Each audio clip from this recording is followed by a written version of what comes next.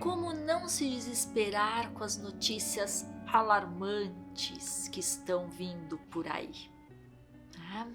Como é que a gente pode manter a nossa tranquilidade, a nossa calma, a nossa serenidade diante, muitas vezes, de um mundo caótico ou de informações que vão chegando aí por todos os lados? Então a gente vai estar aqui, né, usando o exemplo da epidemia, né, do vírus que a gente tem aí chegando aqui, né, já chegou aqui no Brasil, mas que está tão perto da gente, né, o coronavírus.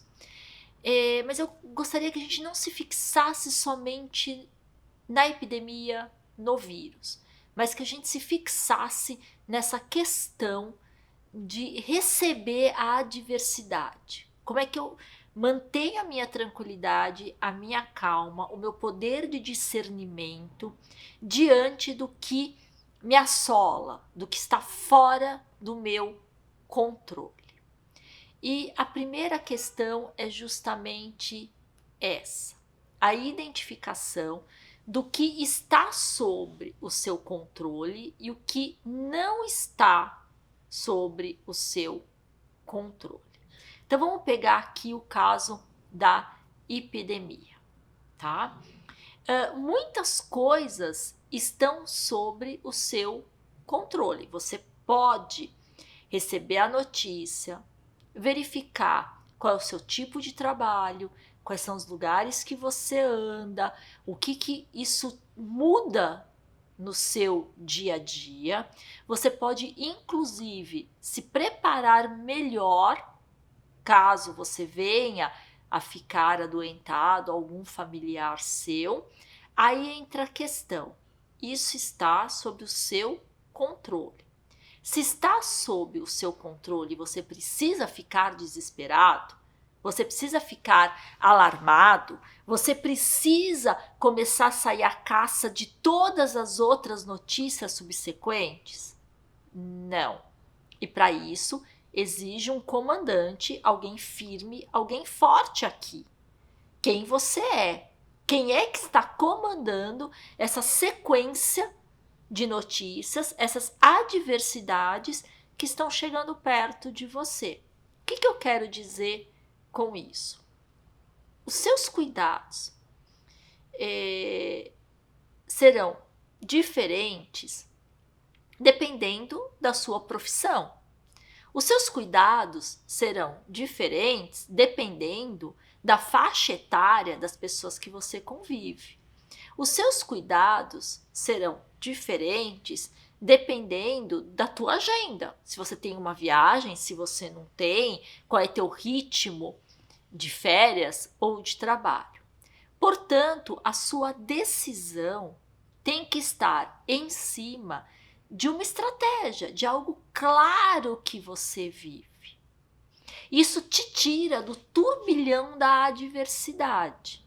Então vamos lá, vamos pegar esse caso. Você concorda comigo que se você é um profissional da saúde, você vai ter os cuidados básicos e você vai ter mais um cuidado nível 1, um cuidado nível 2, um cuidado nível 3. Eu não sou uma profissional da saúde, eu não estou em constante em ambientes hospitalares. Então, o meu cuidado talvez vai ficar aqui, na base e no máximo nível 1. Eu entro em contato com alguns órgãos para saber como é que está indo o alastramento da epidemia, como é que isso está. Por quê? Porque talvez eu tenha que atender algumas pessoas que se vejam nessa situação. Ou eu mesma preciso cuidar de mim, da minha família, do espaço, da minha casa, dos lugares que eu vou. A partir do momento que eu sei claramente quais são os cuidados, quais são as ações, os meus deveres como cidadã diante de uma adversidade, tá? Eu me acalmo.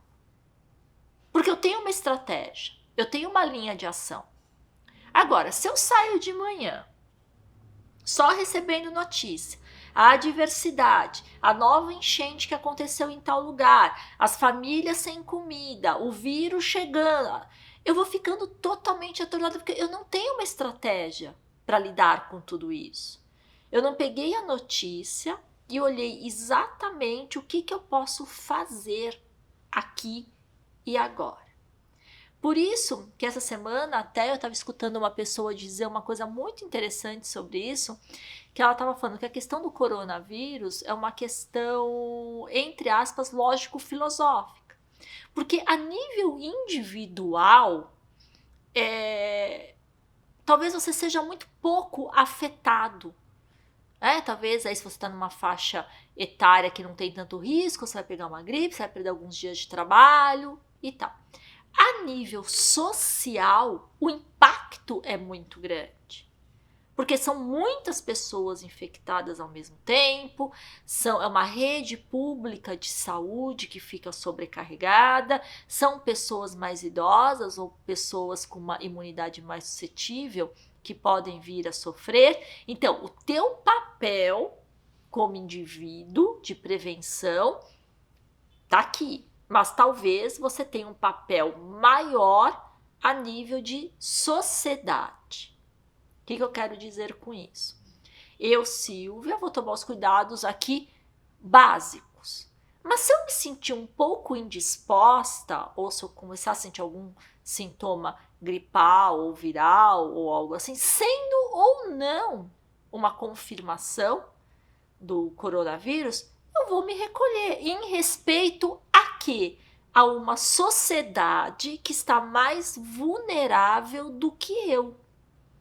Então, este exercício de pensar indivíduo e sociedade não é algo que a gente faça normalmente.